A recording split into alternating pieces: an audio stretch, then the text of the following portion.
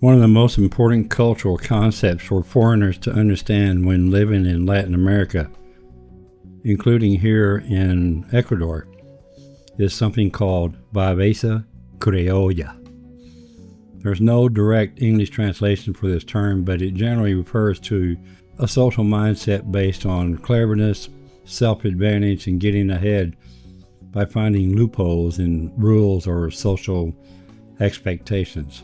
Viveza Criolla developed over many generations in societies where institutions were historically unstable, enforcement was inconsistent, and resources were often limited. In that type of environment, people learned that waiting patiently or fully trusting systems did not always produce fair outcomes. As a result, many people adopted a survival-based way of thinking.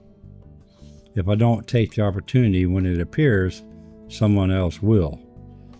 In everyday life, this mindset can show up in ways that surprise or even frustrate expats. For example, cutting in line without an apology, entering traffic aggressively without yielding, interrupting conversations, looking for ways around fees, policies, or procedures.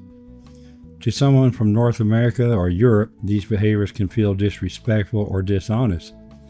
However, within the local cultural context, they are often seen as normal, adaptive, and sometimes even clever.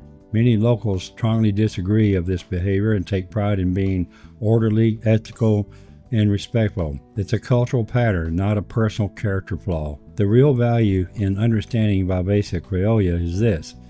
Once you recognize it, you stop taking these behaviors personally. You begin to see them as expressions of historical adaptation rather than personal offenses.